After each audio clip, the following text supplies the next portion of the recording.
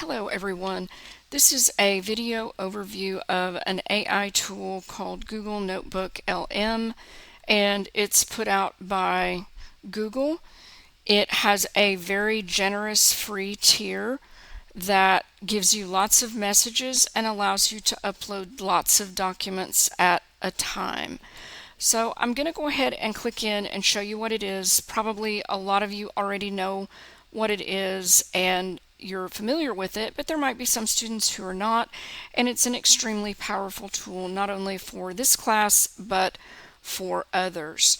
If I click on this link, it takes me to this page that has a button that says try NotebookLM. If you click on that, you'll be prompted to either sign in with your Google email, or if you don't have an account, to sign up with your Google email. It does require that in order for you to access NotebookLM.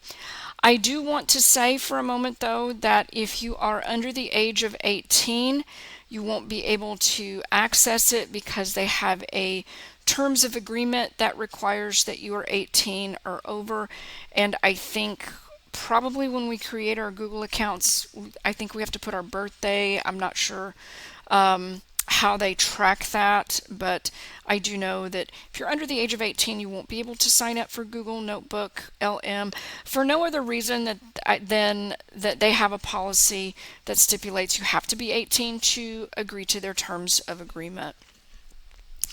But now that I'm in the Google Notebook LM, if this is your first time in, you won't see notebooks here, or at least you won't see notebooks that you've created because you haven't created them yet. But they do have some basic notebooks on random topics, just so you can kind of click in and see what they look like. I'm going to go ahead and click on Create New, just so we can kind of see how it works. And there's a pop-up that comes up when you do that, where you can upload sources in the form of a PDF, a text file, a markdown file, or an audio file. Notice that it does not take Word documents, and it doesn't take Pages documents and things like that. So probably the most thing that you'll use in here is probably the PDF, and maybe if you've got things on Google Drive. It does also take links from websites and YouTube, and you can also copy paste text in here. I think this one is probably the most popular one. So I'm going to come in here and I'm going to click a source that we already have familiarity with, A Quest for Happiness, which is in the happiness unit. We all read this as part of one of the hypothesis assignments. And it takes just a moment for the file to upload. And just so you know, in the free tier, you can have 100 notebooks and up to 50 documents per notebook.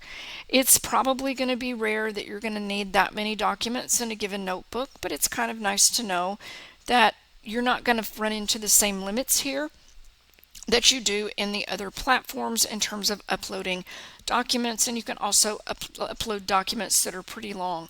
I have uploaded things that are book length. In fact, I have uploaded books that are available online in the public domain. I have uploaded screenplays, things that are more than 100 pages in length, and you can put up to 50 documents per notebook.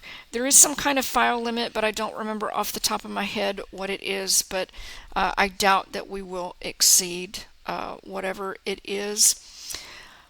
As soon as I upload that, it provides a summary in the middle. If for whatever reason I didn't like that summary or wanted it to focus on something else, I can shape that by using the chat. The chat feature here in the middle will interact only with the documents that you have over here on the left. So if I had 3 documents here, it would interact with all 3 if I had all 3 checked off. If I only had 1 checked off like I did do here, then it will only interact with that one. So one thing you have to pay attention to is make sure that you only have checked off the documents that you want NotebookLM to interact with when you're using the chat box. If we look at the navigation controls up here, I can collapse the source material over here. I can also collapse the studio if I want to just work with the chat bar with the documents that I have selected over here. At any time, I can open these back up at will, and I can also click on the document itself.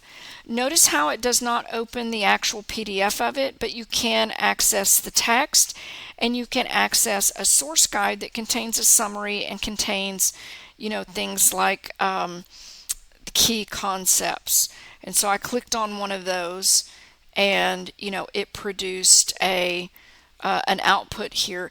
If when you're interacting with the text, whether you're doing like that, clicking on a preset button, or you're asking questions in the chat bar, if you get a response that you like and you want to keep this, then what you have to do is you have to click Save to a Note. So if I click Save to a Note, it just saved what the output was right there. If I don't do that and I close this window, I will lose that information and I will lose the chat. When you save the output over here, it saves it to a note. If I asked it another question and it gave another output that I liked, I would also have to click Save to a Note if I liked it and I wanted to save it to a note. If I didn't, I could keep on with asking my questions and having a conversation and so on. I can also come over here to the right. I can create other kind of preset notes by clicking on Study Guide or Briefing Doc.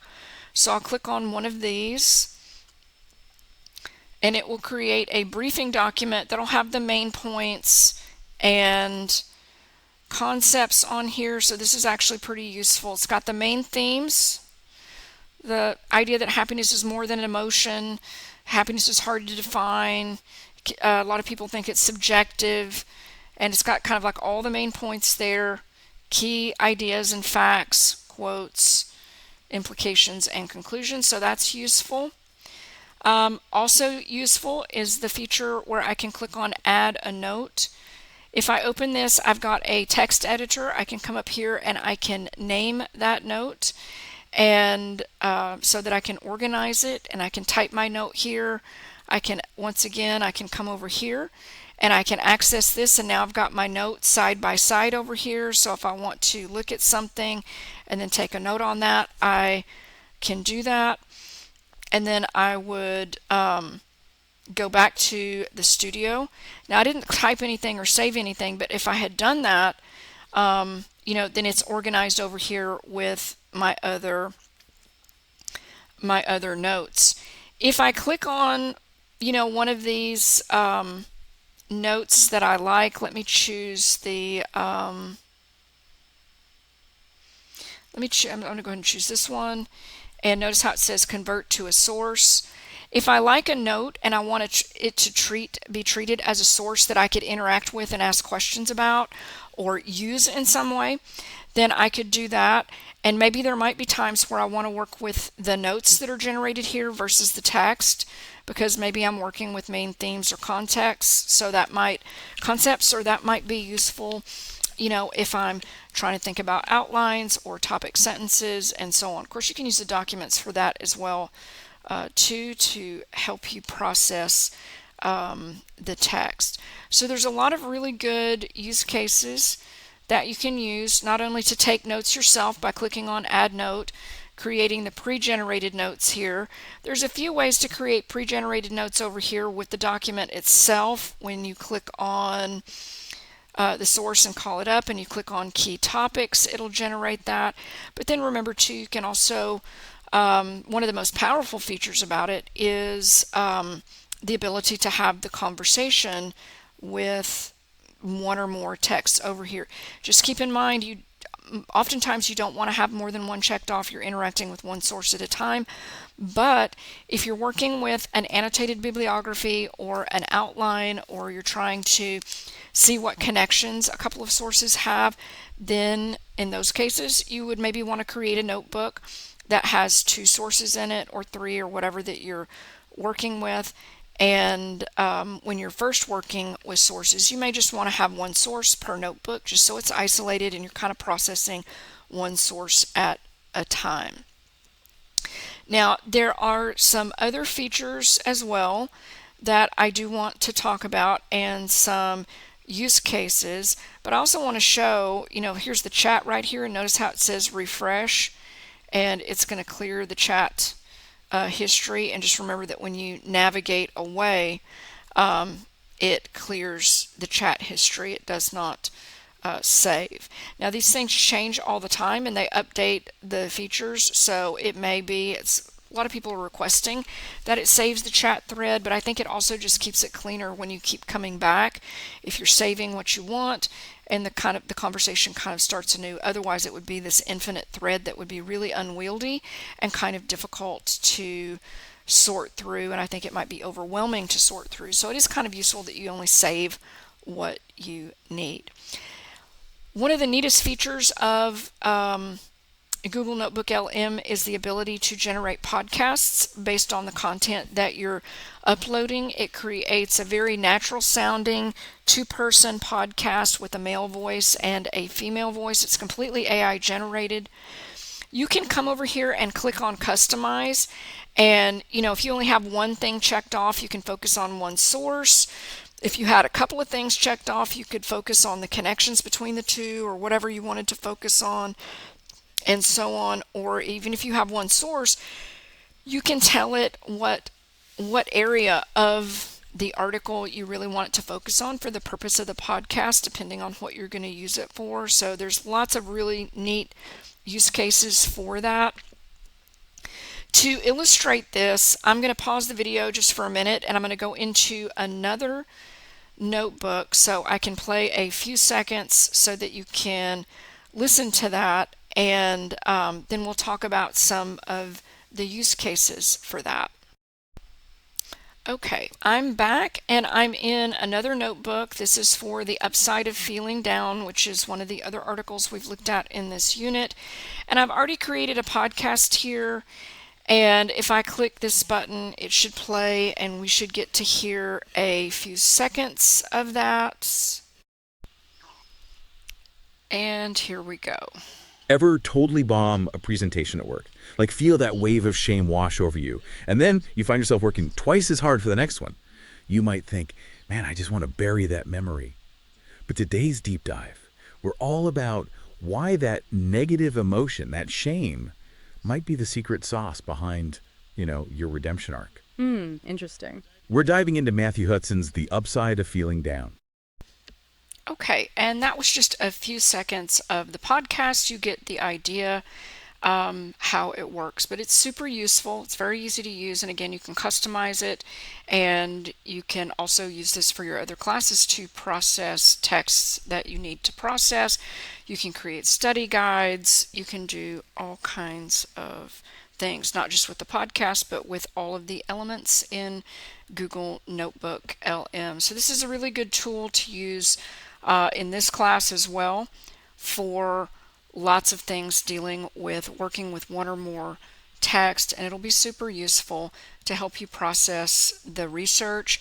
It's also a good way to help you preview and vet sources to kind of determine a little bit more deeply than just skimming or getting a summary as to how useful it might be for a given task. So I hope you find this useful not only for this class, but also for your other classes and just in general. That's it. That's a wrap for this one. I'm going to go ahead and wrap this up and wish you a good day, and I'll talk to you soon and see you in the next one.